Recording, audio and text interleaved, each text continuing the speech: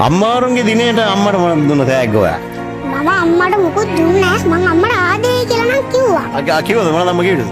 අම්මා මගේ පුතා හොඳට ඉගෙන ගන්න කියලා කිව්වා. අයියේ එහෙම කිව්වා. දැන් අම්මවරුන්ගේ දවසේ දැක්කද ටීවී එකේ ගොඩක් දේවල් ගියා. මොනවද දැක්කේ? ඔව් සර් මේ ඇක්සිඩන්ට් එකක් වුණා. මේ කතරගම බස්සේ. ඔව් මේ බස් එකට යට වෙලා අම්මා කෙනෙක් දරුවෙක් මේ දරුවව අතාරින්න නැතුව බස් එකෙන් අල්ලන් ඉන්නවා.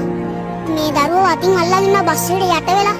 ඒ කියන්නේ සර් අර බස් එකට යට වෙලා අපි දෙයක් අතාරිනවනේ බස්. ඒකට යට වුණා. අපේ අතේ තියෙන සියල්ලම.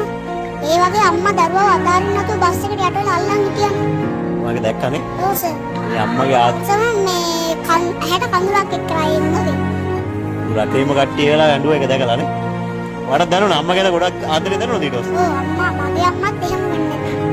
අපිට කරදරයක් වෙන වෙලාවක අම්මා පිට වෙනවා. අපේ අම්මලා විතරක් නෙවෙයි ලෝකෙ ඉන්න හැම අම්මලාගේම එහෙම නේද? නේද පුතේ? ඉතින් ඔයාට දැන් මොනවද දැන් මං ඇහුවොත් අම්මට සමාන වචනයක් මේ ලෝකේ තියෙනවද? අම්මම තමයි අම්මට සමාන කරන්න කවුරුත් නැහැ මේ ලෝකේ. උණුහුම මටම දිදී ඒ හිතලේ නිදී නෑ තව දුක් කන්ද නිම්මා